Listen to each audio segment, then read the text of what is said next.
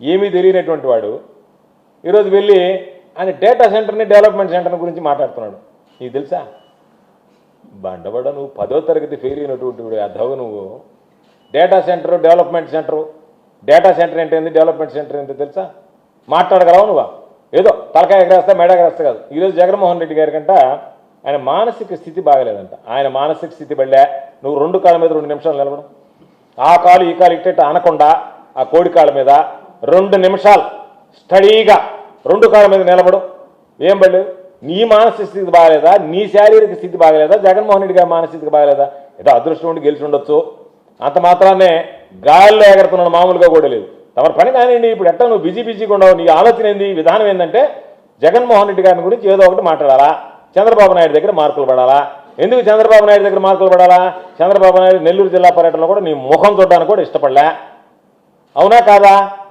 కాబట్టి అటువంటి పరిస్థితుల్లో నువ్వు ఈరోజు పోయి రకరకాలైనటువంటి కార్యక్రమాలు ఉండవు, గ్రావెల్ ఎత్తుండవు, మట్టి ఎత్తుండవు, బూడిద ఎత్తుండవు, ఇసుక ఎత్తుండవు, ఇరిగేషన్లో దొంగ బిల్లులు చేయించుకుంటుండవు. అవన్నీ బయటపడితే తమరిని ఎక్కడా తొలగిస్తారా పాపం ఇన్ఛార్జి గారని చెప్పి జగన్మోహన్ రెడ్డి గారిని గట్టిగా మాట్లాడితే కనీసం ఆ సింపతితోనే చంద్రబాబు నాయుడు నా మీద కొంత ప్రేమ వలకబోస్తాడని చెప్పి మాట్లాడడం తప్ప జగన్మోహన్ రెడ్డి గారి మానసిక స్థితిని గురించి, జగన్మోహన్ రెడ్డి గారి శారీరక స్థితిని గురించి, జగన్మోహన్ రెడ్డి గారి ఆరోగ్య స్థితిని గురించి, జగన్మోహన్ రెడ్డి గారికి 3 స్టంట్లు వేయలే. జగన్మోహన్ రెడ్డి గారికి మొన్న పోయి అపోలో హాస్పిటల్లో మొన్న కూడా పోయి చేరి సాయంకాలం దాకా చికిత్స చేయించుకున్నారా? జగన్మోహన్ రెడ్డి గారు ఆరోగ్యంగా ఉన్నాడు. జగన్మోహన్ రెడ్డి గారు రాష్ట్రానికి ముఖ్యమంత్రిగా పనిచేశాడు. కాబట్టి జగన్మోహన్ రెడ్డి గారి పేరు ఉచ్చరించేటువంటి స్థాయి లేనటువంటి వాడికి నువ్వు మాట్లాడేటువంటి పరిస్థితి ఏర్పడితే దానికి సంబంధించి ఎంతకన్నా దరిద్రమైనటువంటిది ఏది ఉండదు. కాబట్టి నువ్వు సిటీ సెంటర్ గురించి మాట్లాడితే బాగుంటుంది కానీ లిక్కర్ షాపులు ఏ బ్రాండ్లు అవి గురించి మాట్లాడితే బాగుంటుంది కానీ నీకు రాబాయ్ సాఫ్ట్వేర్ డెవలప్మెంట్ డేటా సెంటర్ గురించి, డెవలప్మెంట్ సెంటర్ గురించి ఏమన్నా తెలుసా? డేటా సెంటర్ నీకు తెలుసా? డెవలప్మెంట్ సెంటర్ నీకు తెలుసా? బుద్ధి ఏమి ఉండాలి నీ బ్రతుక్కి? నువ్వు మళ్ళీ జగన్మోహన్ రెడ్డి గారిని మాట్లాడేటువంటి స్థాయి. కాబట్టి ఇప్పటికైనా సిగ్గు తెచ్చుకో, నోట్లో వస్తున్నారనేటువంటి నిజాన్ని గ్రహించు.